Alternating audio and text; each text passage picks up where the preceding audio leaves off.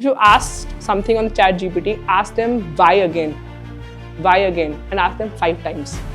And that is where you actually find out the real insight. That is what research is about. Go a little deeper. You need a team to believe in the same vision, believe in the same thought, and believe in the same execution as you want to bring for the brand. The entire campaign was a one-way communication. It was talking about the brand's legacy, the car features. It never spoke about the consumer, the customer.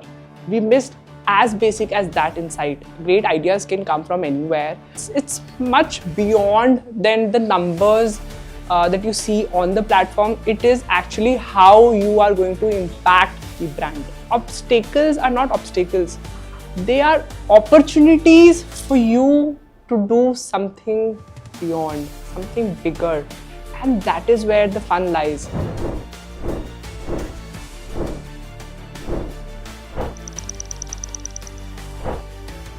Okay, so have you gotten a chance to go through today's speaker's LinkedIn profile? Yes. Yeah? Okay. Did you read about the company? Yes. Okay, can you tell me the brands that they are currently working with? Okay. Interesting, right? Okay, so you have to know that by far, Divanshi and company, they've managed to actually work with 300 plus clients or rather brands. Wow. And and if I have to go in the niche, okay, they have actually managed to work with 27 plus industries, okay. So while they have worked with different companies and brands out there doing different campaign content for them, this is what they've achieved. So I would want for you to once again give a huge round of applause to Divanshi. Welcome to IIDE, and we are really blessed to have you here today because it's Saturday and she's spending her Saturday afternoon with us. So thank you so much for that. Pleasure is all mine. I'm super excited to share whatever I can from the experience. Thank you. So so also we should also thank one of our alumni, Meenakshi. She made this happen, and she reached out to me one fine afternoon, and she's like, "Hey, you know what? Can I get my founder at IIDE?" I'm like, "Why not?" So when she mentioned this, I started my research, and then Naina got involved, and we read about the company, and we came across how actually this company came to light, right? Because every company has something that they start with, and gradually it shapes up with every mark that you achieve, from 0 to 1, 1 to 10, and 10 to 100, right? Generally, that's how the journey is for everyone out there.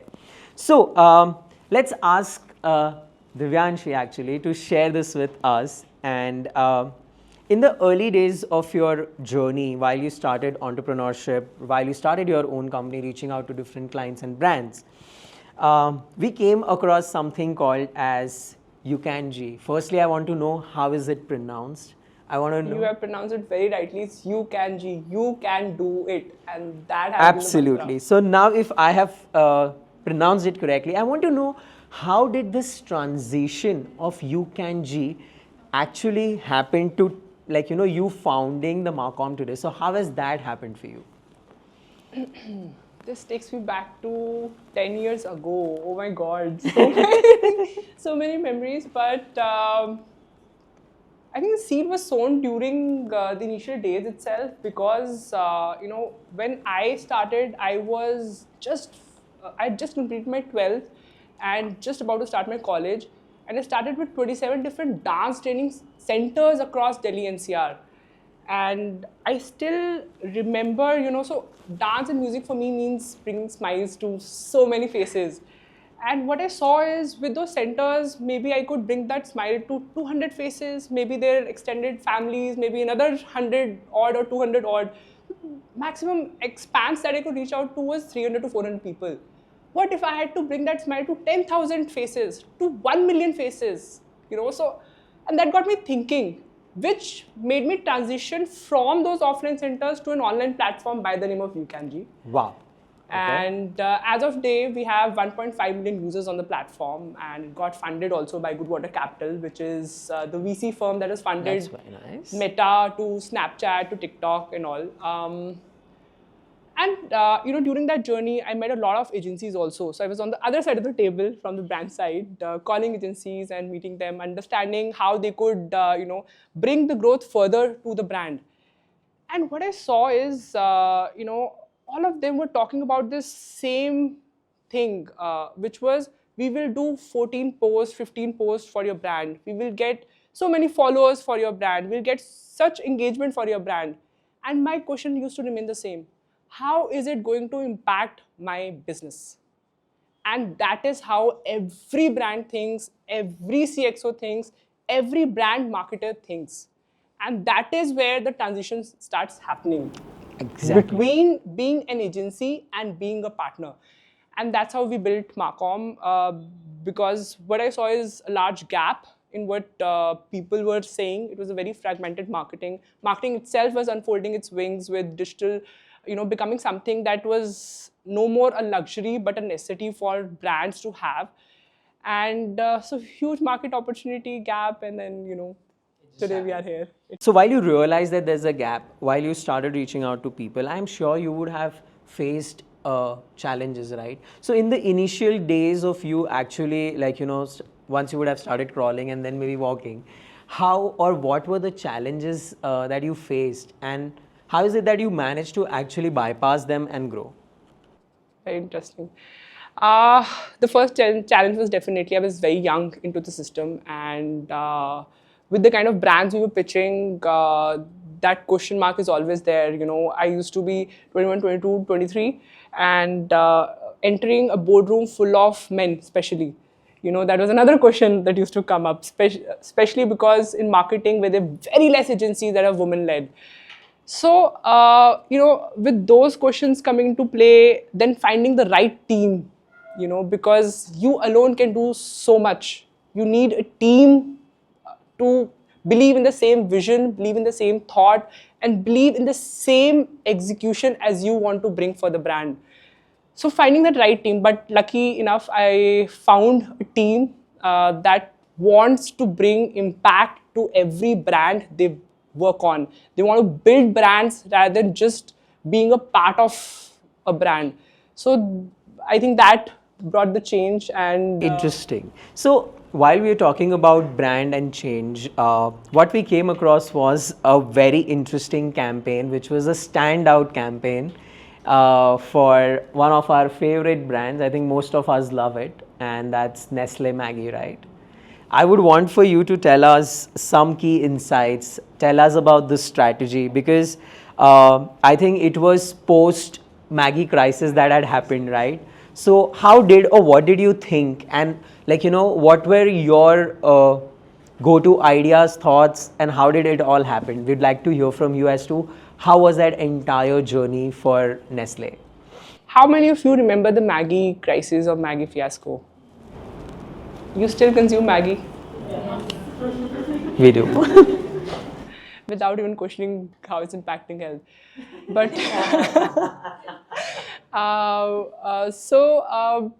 if you remember, during the Maggi fiasco that happened, people started questioning their main parent brand, which is Nestle. Does anyone of you know how many SKUs does actually Nestle have on ground? A lot can be 100, 2,000, 10,000. They have more than 20,000 SKUs, by the way.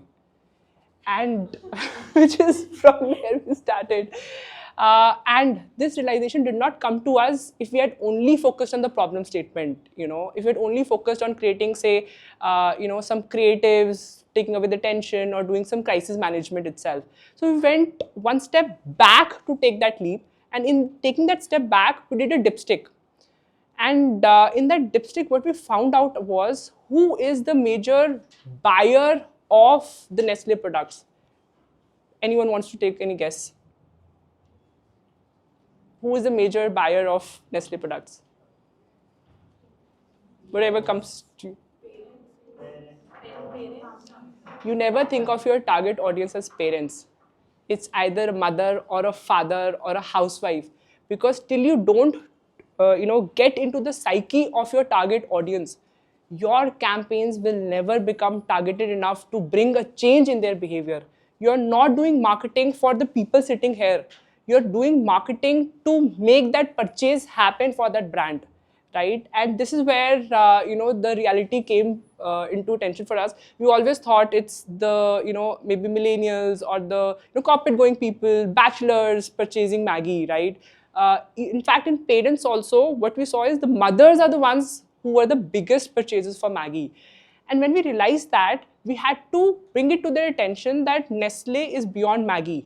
To bring that attention into actual play, what we did is we built 10,000 different meal plan recipes of everyday life, tailored to each audience. For example, if you were, say, a mother in Punjab, right? For you, the kind of food you cook will be very different from a mother who used to cook food in, say, Tamil Nadu, right? So with that, geographical targeting also playing a very, very crucial role in how we used to plan the strategy for a brand. We built 10,000 meal plan recipes in a time period of 1 month. Wow. 1 month. And Akash, I still remember that 1 month. we were a team size of I believe just 10 people at that point of time. This is like 9 years back. And from 10 people, overnight, in a way, became 30 people. Wow. Yes, and and all of us came together. We put mattresses in our office. We put down menu in our office to what is going to be consumed to the breakfast, to the dinner. Wow. And we had consumed every cuisine, I believe, in that time period. But what came out was magic, right? And that's why Maggi is still here, Nestle is still here, and growing very, very heartily. Interesting. So, if you realize or if you noticed when she was answering this, guys, she spoke about something called as geographical locations. She spoke something called as cultural difference in food, right? Which brings me to the next question and next interesting campaign or brand that these guys have worked for. So, what was the role the culture played, or rather how relevant the culture was when you guys actually worked for Mahindra's success? And if you look at that versus if you look at today's digital marketing scenario, what is your take on it? Very interesting. Two different questions. Let me answer the first one for you. So for Mahindra, what we were essentially doing is Mahindra built entire townships in 4 locations of India. Now, when you talk about townships in cities, it's residential, it's commercial, it's institutional also. Imagine setting up Delhi altogether. Imagine setting up Gurgaon altogether, right? It's a challenge in itself, where that geography is no more a geography, it's Mahindra World City. And that's from where we started, where the concept of private companies building cities and townships was not heard of, right? And big challenge, don't know where to start, what to do. But yes, data is the power. There you go. We did deep dive again. We went back to numbers. We went back to see who the target audience was again, right? And with this, if you realize, I mentioned 3 different things: residential, commercial, institutional. And if you look at it, for all 3 of them, target audience will be very, very different. A residential purchaser will think of, say, maybe commute from office, nearby facilities for family, or maybe think of, say, if they are invested into residential property, they might think of, what is going to be, say, the resale value in 5 years to 10 years. The communication that has to go out for them will be very different from a commercial person. For commercial, maybe say, say Tesla wants to set up their factory in India to increase their sale. So for that, you have to hear different chatter to understand which industries wanted to come to India, maybe, as part of FDI. So for both of them, the audience is different, the communication is different, but the brand is same, right? So if you look at it, it's not just geographical targeting, it's audience, it's their behavior, what they want to hear, what will make them make that action of putting in that first inquiry. Absolutely. Basically, what is it that is going to drive sale, and what is it that we are working towards, which is something called as CTA, right? So, while we're talking about these brands and campaigns, right, I want you to tell us that at Marcom, what was this one campaign, or rather one creative campaign that you did? Okay, you took a risk. You were like, okay, if it works, it's gonna hit like bullseye, and if not, it can go south. So can you share one such creative campaign that you took a risk and the outcome was amazing? The most risky one, okay, I remember this one. What we did was, so we had freezed everything on launch. This is for an automobile brand. I'm not going to name the brand for obvious purpose. But just 48 hours before it was supposed to go live, we had everything in place, landing page, to creatives, to performance campaigns, media campaigns, to PR campaigns, to production. The entire film had been shot for the launch also. And, we were just looking at the final deliveries again, just to make that last, say that glance, right? And while looking at that, someone came out with this insight that we had not thought of, that will make all the difference. And 48 hours before, we shelved the entire campaign. Damn. The brand was very angry. I still remember. But what happened is, what we realized is, the entire campaign was a one-way communication. It was talking about the brand's legacy, the car features. It never spoke about the consumer, the customer. We missed as basic as that insight, and which is the key to success ultimately. 48 hours before, we made the entire now you can't shoot a film and forget shooting a film. Getting an approval from a brand is another hassle, right? So we could not shoot a brand film in such a short time. We sat together, could not think of anything. First 12 hours went by. Oh my God, each second was building. We said, shut down the computers, let's go out, right? Went out for an hour, for 2 hours, chilled. Spoke about everything in the world except that automobile brand. Came back, opened our laptops again, looked at it from very, very fresh perspective. And we did such a beautiful UGC campaign for that brand. It's still talked about in a lot of case studies now till today. The UGC campaign was about, so the car value was something that is at a starting range, right? So maybe people buy their first car as that, right? So what we thought, why not engage, say, college students in that campaign pre the launch, so that what happens is they become the first advocate for the car, for the brand itself. And in that, we spoke to 200 plus colleges, engaged with them, got a lot of responses in terms of building content from there by placing our product in their colleges. Now, what started happening is, rather than the brand talking about the product, people started talking about the product. And when that happens, you've built advocates. Yeah. So you've built the advocates, and of course, then there is no looking back, there's always success. Now, while we're talking about the team, and you just mentioned as to what did you just do, just take a break, go out and come back. I want to ask you that, how do you ensure, or what are the kind of steps that you take to stay ahead of the industry trends, while also ensuring that such meaningful work comes to light? So what is it that you do? We have a philosophy in our company, which is you grow, we grow. and that is what we strongly believe in. So we spend a lot of time on L&D.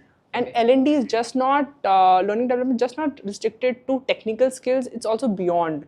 Like for example, last year we engaged in how to become an effective manager.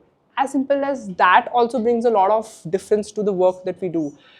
And it was 6 month long training where a lot of our managers went out, looked at what were their strengths, their weaknesses, how they could turn their strengths into something that their teams could excel in. They could become kind of A players in that particular skill, and that helped a lot. What we also keep doing is see, trends are momentary. For example, you must have observed a lot of CGI happening, say 6 months back. Every brand was engaging with it. How many CGI today do you see while you're scrolling on Instagram? Ghibli trend. Everyone is engaging with that. Literally everyone, like everyone, right from like a Starbucks to possibly all the users of Instagram, right? Me and you, all of us, right? So while we're talking about the campaign and we just spoke about the latest one that's trending on Instagram, I want to ask you that since AI has taken up a lot of role, or rather I would say it's contributing to a lot of work in a better way, what is the major shift in consumer behavior that brands aren't paying attention to, or you think that there is still a gap or there is still a way that brands should look at it or pursue it? Let me give a little insight from the other side. For brands, what was happening till now is they were engaging niche agencies to carry out their marketing campaigns. For example, there was a digital agency, there was a PR agency, there was a production agency which was completely separate. And all of them, maybe they're getting the same brief from the brand, but they're executing in silos.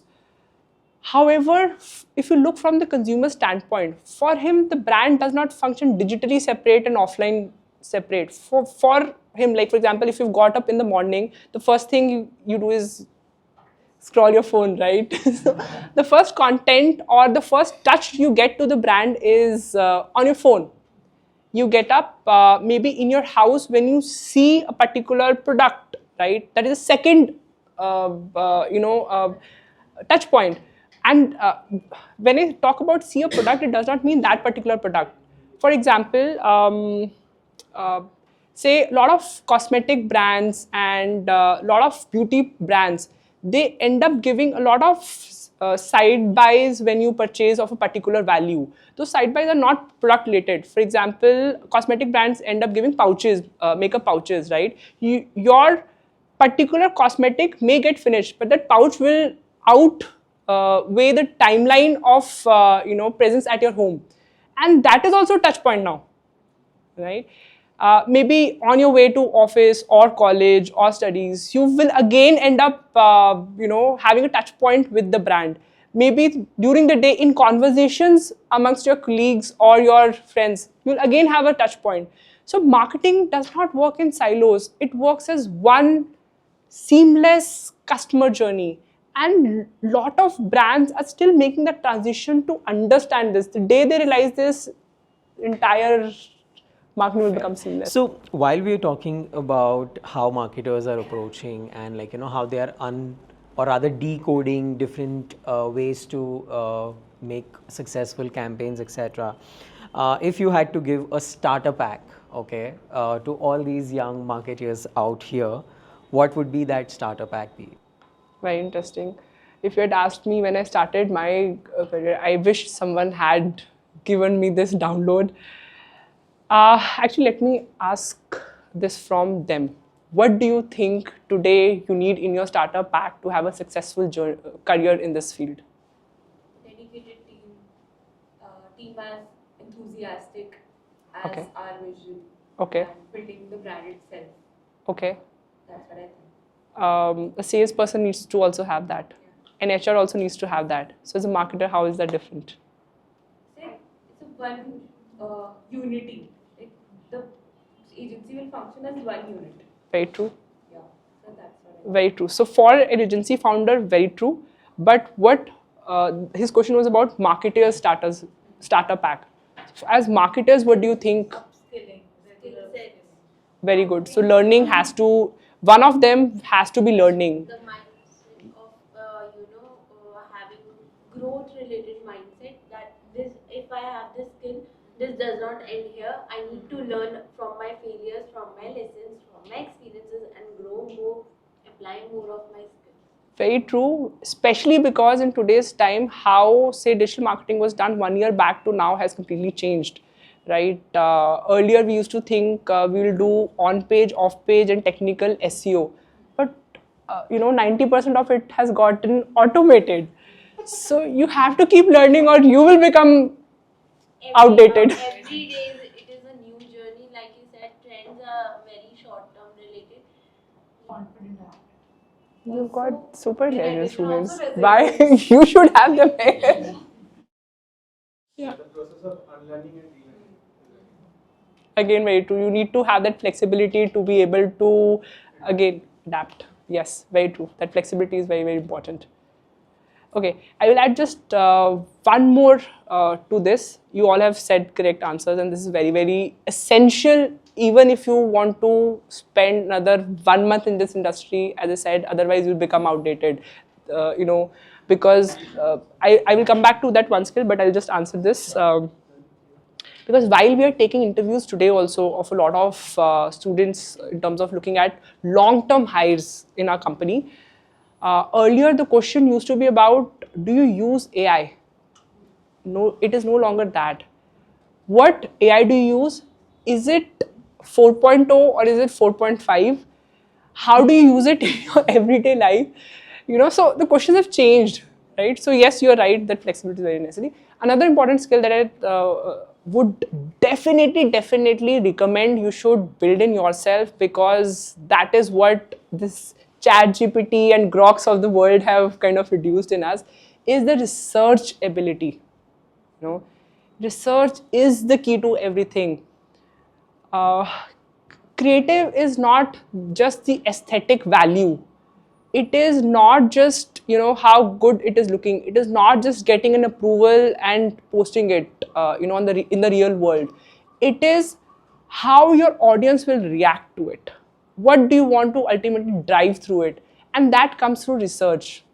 It is no longer just so for example, color psychology. A red CTA will have a very different impact than a green CTA. Right? Red is urgency. So for maybe impulsive purchases, you will use a red CTA rather than a brand color CTA. Small change, very big impact. And we've seen it in numbers for our brands. Interesting. So while I was researching about the company, there was one very interesting fact that came across, and she mentioned this earlier as well, that Marcom is women-led organization, and at this point in time, 80% of the employees are women. And I want to know, how has this approach helped in the growth, or rather in general, how has this approach helped? See, for us, diversity is not just women or men. Great ideas can come from anywhere.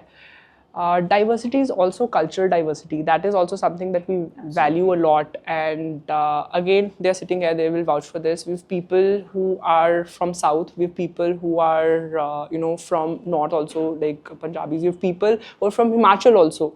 We have people who are from East also, right? We have people who are from Mumbai also. Because when you're making a campaign, it is no longer a national campaign or a global campaign. It's a hyper-local campaign, right? So you need to have the knowledge and the understanding of nuances of that culture. What do they value, right? And when you have that knowledge is when the best campaigns are going to be formed. I'm not a very strong believer that you should only follow one person. Yes, there are people that you get inspired from more than others. You believe in their philosophy, the way of functioning. You look up to them because you've seen them kind of growing up in the similar journey. So they become more relatable to you, and you feel like, you can have so much to learn from them. However, for me, inspiration comes from anywhere. For example, every founder, every CXO that we meet could also be an inspiration factor of how they build their companies up. They could be learning from there. They could be learning from even Aman Bhaiya, who serves chai in the morning in our office. The latest campaign, if you've seen of, I think it was of Britannia or Good Day. It was for Good Day, right? Where they've talked about the biscuit being represented by the lines, forehead lines, yeah, or the Prashant campaign, So inspiration can be from anywhere. If you cannot restrict yourself. Interesting. So to what she's saying, I would say, I would agree to it because, for example, if you step out of Delhi airport and if you're on your way to anywhere, you will see Seat, you will see MRF, you will see Apple, you will see Samsung. These four are the prominent names that you'll constantly see. And every week, since I do back and forth, I can vouch for it that every time that I come and go, there is something new. So in her earlier answer also, she did mention, right, that when you're traveling, when you're here and there, when you're looking around, there's always an inspiration. So as a marketer, now gradually you will realize one thing, that every board that you look at, you'd be like, "Arey kya faltu copy? Arey ye bahut brilliant copy hai." We have that mindset, right? As human beings, we start relating to this, and especially as marketers, we would always want to look at newer campaigns or the newer slogans that brands are doing. So interesting. I really like her idea of not restricting your inspiration maybe to a particular person or a industry expert, but of course being open to looking at it at a very different lens. From anywhere. Yeah. So while we're talking about this, in the past, if you remember at the start, I did mention, right, she's worked with over 300 plus clients and there are 27 plus industries that 300. It's already 300. I want to know what have been the key drivers of these rapid growth that you've had year on year for Marcom? Team. Full stop. Team. I could not have done anything, even one single brand, without the team. There's a limit to what one person can do, right? It's all about the team. And again, touch wood, I have a very beautiful team. That's really great. I 100% agree that if you don't have a strong team, you cannot actually deliver impactful work, right? So while we're talking about team, but now if you look at all the campaigns, etc., we are all surrounded by impression, reach, maybe the CTAs, maybe the ROIs, etc., right? Can you tell me what success metric do you prioritize for your clients? That's a very interesting question because yesterday only, so this is like the pitching season in terms of marketing agency, right? So this is the busiest of the busiest season for us, where nights and days are all in office. But yesterday only, we're just about to close a very, very big global brand name. You'll hear about it on social media space also.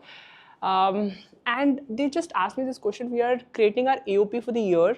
What should we keep as benchmarks for social media for this year? And they have to be outside of followership and engagement, because wo to aap le hi aoge. So it's not only us, but the entire industry is shifting in this thought process. So what is the real matrix? What is that real matrix then? Conversations. Very nice. Conversion, very nice. Very nice, brand sentiment, because that will influence the word of mouth. Very nice. So you see, it's much beyond than the numbers that you see on the platform. It is actually how you are going to impact the brand.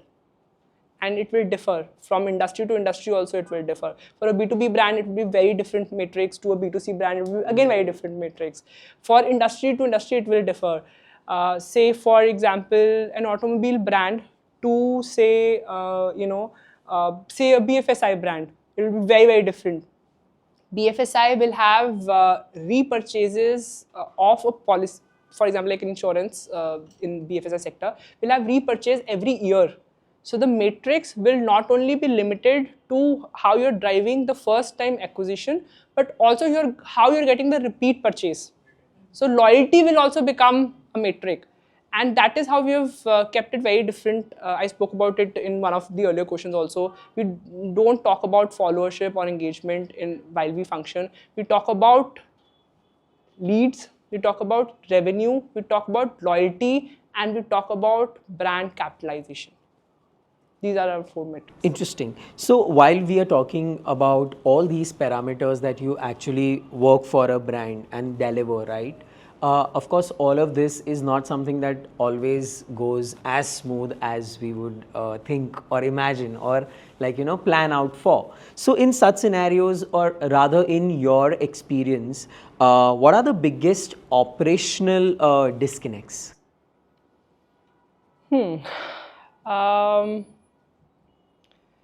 Earlier, what used to happen is we could plan for a campaign for an entire quarter and then roll it out over an entire quarter. Now, what brands need is agility, quick to ground, because every day the customer behavior is also transitioning. They're getting exposed to so much more content. They're getting exposed to so much more in terms of how they could make their lives easier. So what happens is, you spoke about being successful or non-successful. That success and non-success is being decided in every second, every millisecond also at this point of time, because data is trackable. You are able to get your sales figure the next very minute. You've run a campaign, kitte sale aaye, right? I'm sure the live training that these people are doing, you must be experiencing this day in, day out. So with that kind of trackability, success has become, success is reiterative. That success number is reiterative. You might have thought that, we spend $100 and get, say, 1,000 revenue, with 10x, ROI. But you got, say, 2,000, revenue. Now, your hunger for the success will grow, right? So the success also has kind of changed. Will you say that, you got 2,000, next time you get 1,000, you failed? No, your original was 1,000. So you see, it's transitioning. Just like demand and desire. Yeah. Interesting. Give to all these future marketeers here. They're already very bright students, I think. I have a lot to learn from them. But people, please don't stop researching. I know ChatGPT has made our lives easier in terms of getting access to a lot of content. That's okay, it saves a lot of time. But do that research, that's very, very important. Ask them different questions. Just don't copy paste that question and that's your answer. No, because everyone would have got the same answer. Then where is your edge? Where is your X factor? Go a little beyond. So what I usually do is, and I ask my team also to do is, if you asked something on the ChatGPT, ask them why again, and ask them 5 times. And that is where you actually find out the real insight. That is what research is about. Go a little deeper and go beyond ChatGPT also. For example, there is an FMCG brand in the chip space that we're working with. And we had to come out with a strategy on how we could help them remain a market leader, because this industry, if you look at it, is very competitive. And it's all about staying in the mind space or you're out of business altogether. So what we made our team do is, we made them go to departmental stores, both GTs and MTs, general trade and modern trade. We made them question the shopkeeper also. What do the people ask for, or how do you decide which ones do you keep, at the entry or far? Which one do you keep on the top or the bottom shelf? All that also plays a very important role. Or how do you decide that you will give them a special shelf, kind of a shelf somewhere very prominent? Or how will you decide that you will keep it along the side of a beverage? That also will play a very important role. And we made them observe also the natural instinct of the customers who were visiting that shop on which packet they were picking. Was it out of convenience that, okay, this is my height, so this is my first take, so I'll pick it up? Is it because of the color? Is it because of the placement? So this also plays a very key role when it comes.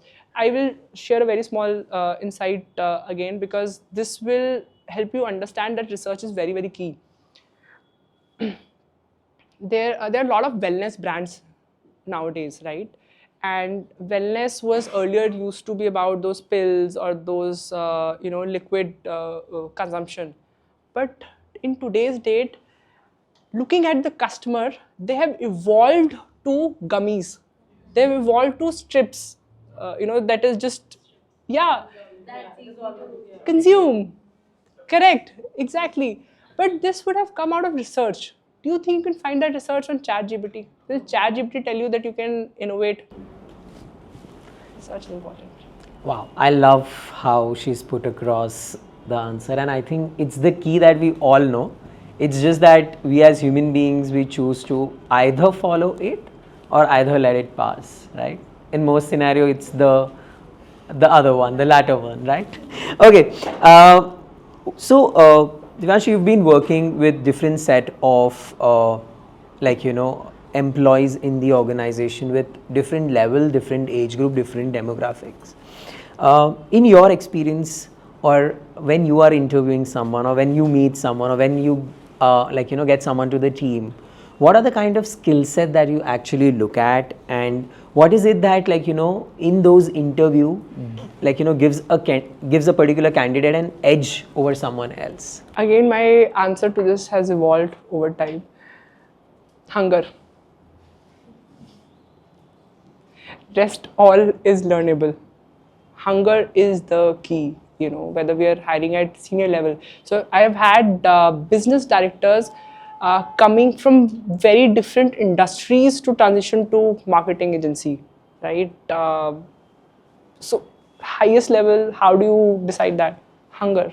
I want to do something. I want to achieve something, and that achievement is not just say a quick dopamine hit. It's much beyond. You do it because that makes your eyes light up.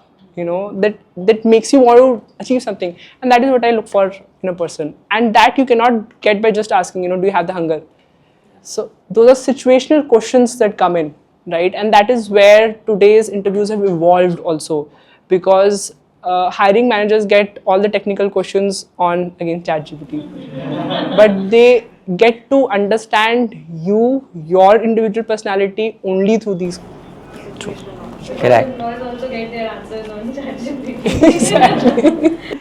Okay, one thing you knew at an early age or while you were starting your career, what would that one thing be? Never give up.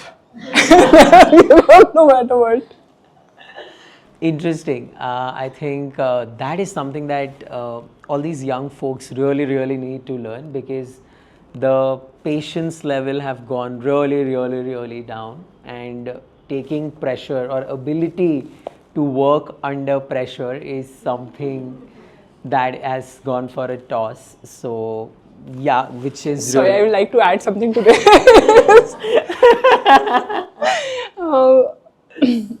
I always tell my team, because this is also a certain behavioral change in the younger generation that we also observe.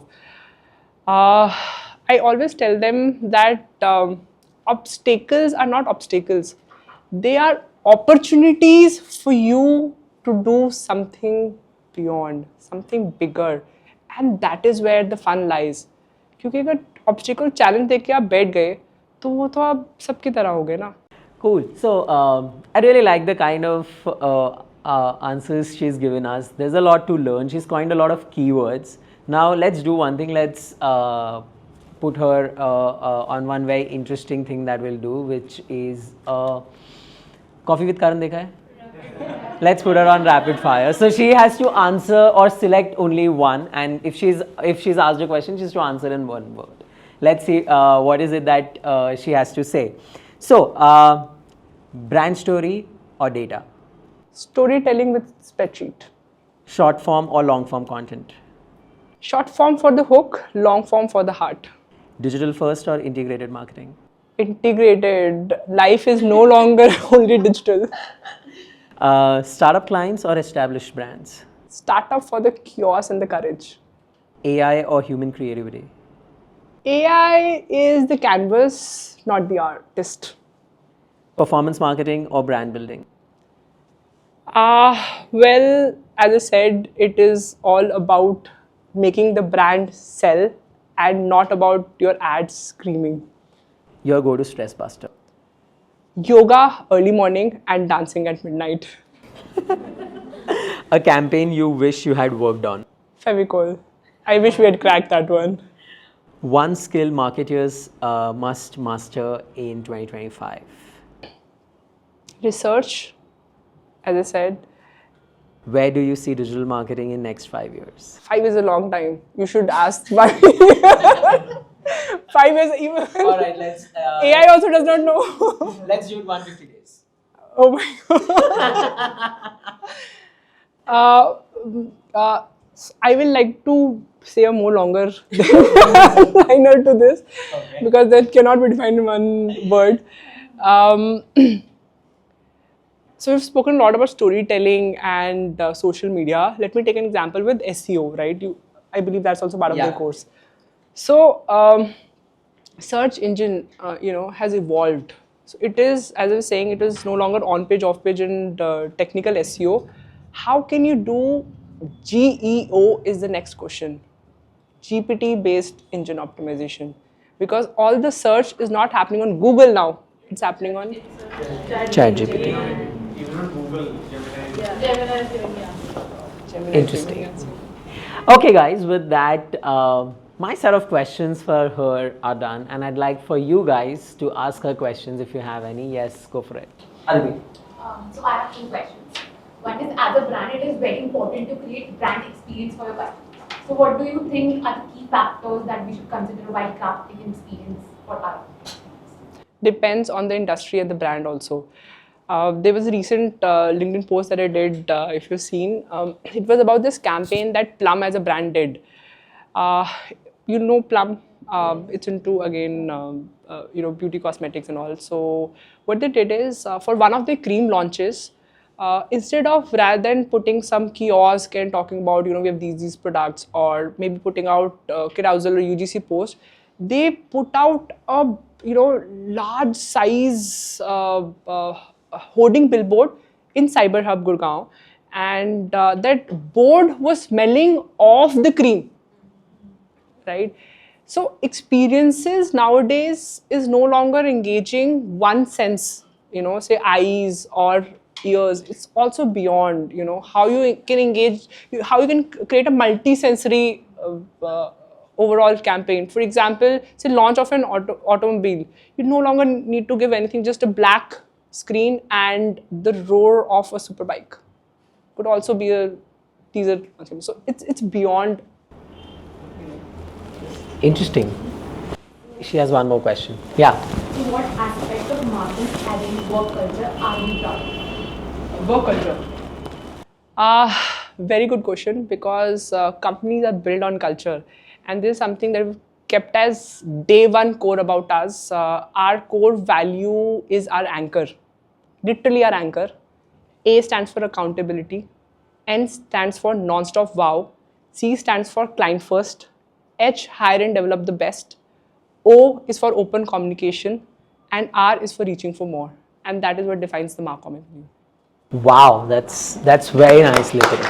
Very nice. Interesting. Yeah, Kashish. So how was it for you to win your first client? I did not go back home. I partied the whole night with my team.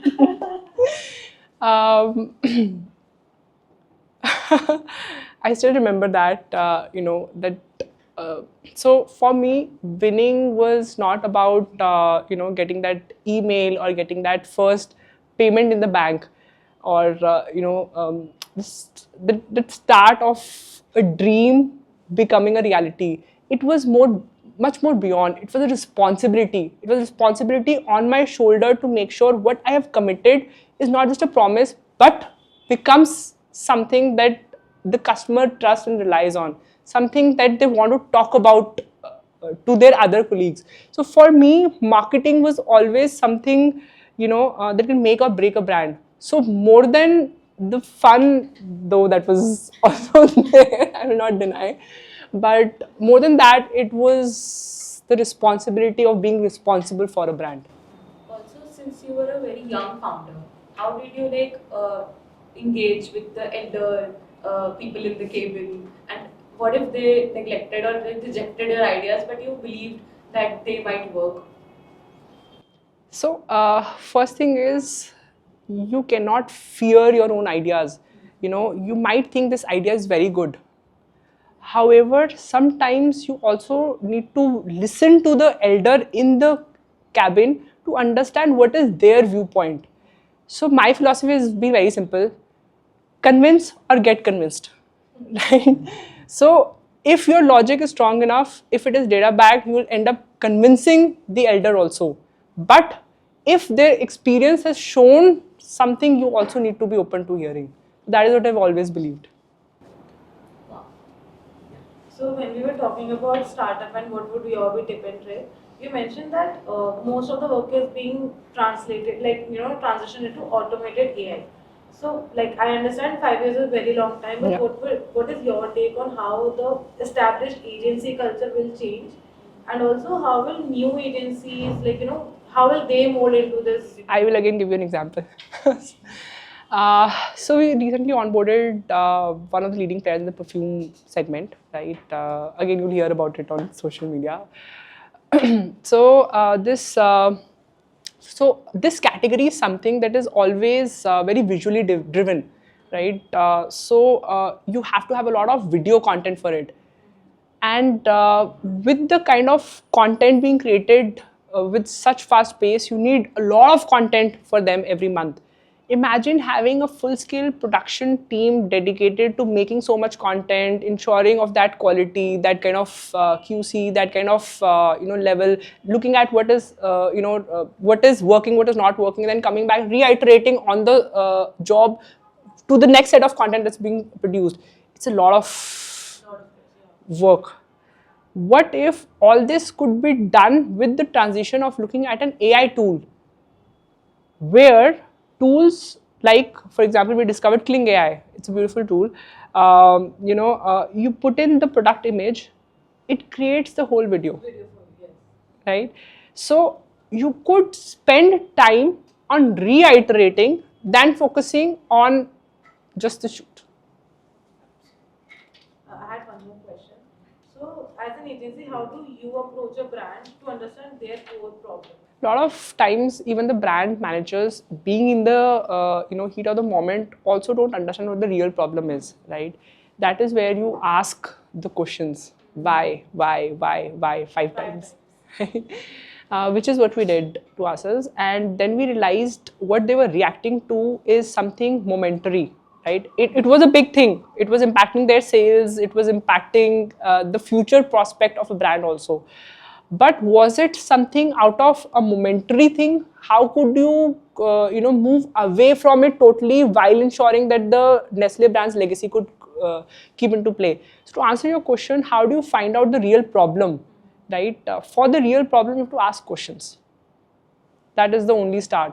And in your questions, you need to have a variety of questions. You just don't ask about, a simple, who's your target audience? Like, when I asked that, what did you reply to it? Parents. But I said, parents में भी तो specific है ना, वो tier 1, tier 2, tier 3 में भी different हो जाता है बिहेवियर, वुमेन मेन में भी डिफरेंस हो जाता है, their background, culture background will also play a very important role. So you have to ask deeper questions. Ask.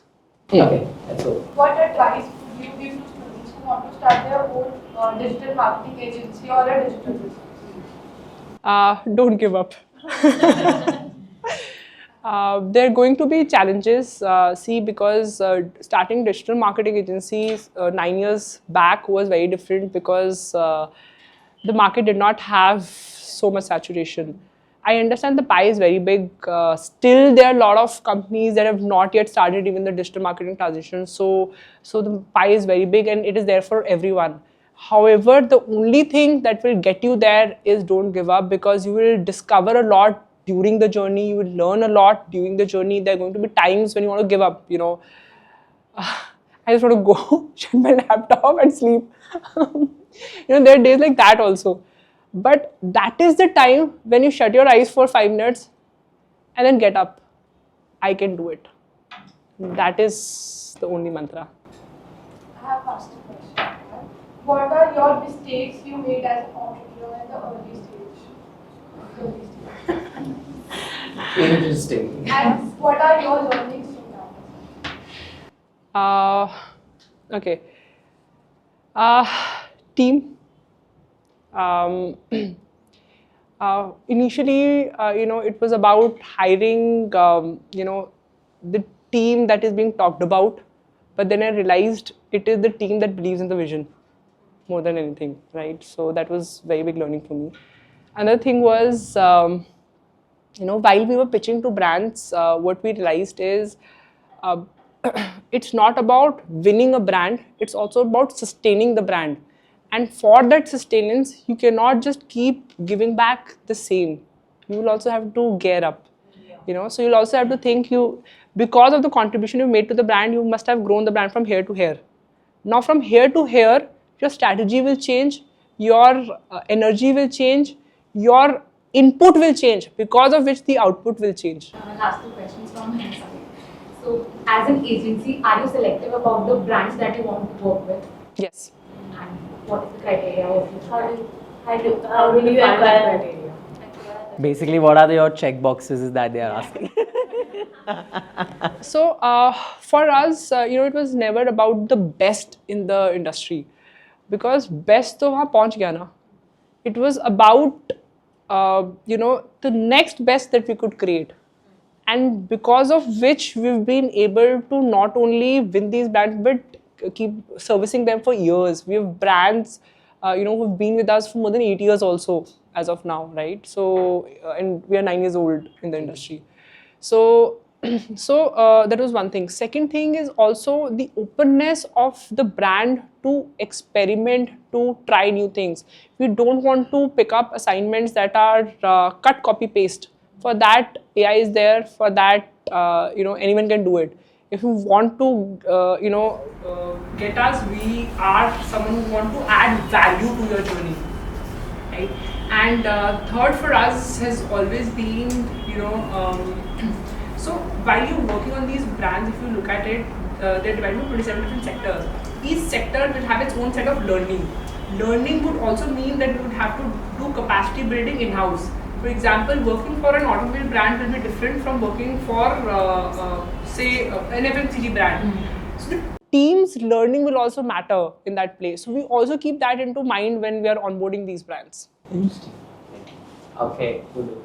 What is one thing that one can differentiate and one thing that they can do different from other agencies? Client success. Client success. There is nothing else that can create a differentiator, because your success lies in your customer success, client success, right? If they are succeeding, you will automatically succeed, and that is your differentiator. So no matter I sit here and say that, maybe we will have XYZ service which is different, XYZ team that is different, XYZ approach that is different, all this will not make a difference if it is not making a difference to the clients.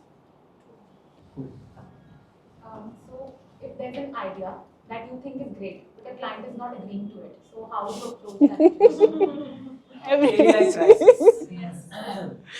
Everyday scene. As I said, convince or be convinced. So you go back to your client with logic, with data, and I am 100% sure no client would come back to you and say, I don't want my growth, right? So convince or be convinced. Interesting. Yeah, Vanshika. As we talked about the importance of a team, so how did you go about building and managing teams like in the early stages? Culture. As I said, anchor was our anchor and still will be and would be for our growth also. Second was processes. because without processes and systems, it is not scalable. You can have 5 people team, 10 people team, but beyond that, you cannot service 300 plus brands with 150 member team with multi-geography approach without systems. So processes also have been very key to this. So how do you manage that? At the early level when you started? We created this early on. We created the processes early on. So we created the culture early on. And in fact, in the first, so I'm a person who invests in people, because that is what my role is. My people's job is to get the rest of the stuff done, right? So if I have to invest in my people, I have to know them. So from their first interview to their first 6 months of journey is very crucial for me. Whatever level, whatever position in terms of which department they are in, irrespective of that, I end up sitting in their interview to understand their background, their vision. I always ask them, what is your 5-year horizon or vision, and then see how the company could become a partner to them in helping them achieve it. There are a lot of, in fact, women team members that we've had that have gone out, become entrepreneurs post the journey with us. So Nikita was one of them recently, right? So we help, we understand that, we understand people, and that is how, the anchor comes into play. And it is also, been very, very, we've been able to do this consistently because of one factor, that is open communication. That plays a very, very key role, because communication is the only key to having longer relationships professionally and personally. So, the best is communicate, you will get to understand the other part. Either you will end up being considerate to it or find a solution to it. Interesting. All right, guys. I think that was a lot of insight for a Saturday, and I hope you all had some cool learnings. And I hope she did inspire me with certain keywords. And I hope that you have something to take back home. So thank you so much for being a wonderful audience. One huge round of applause to her.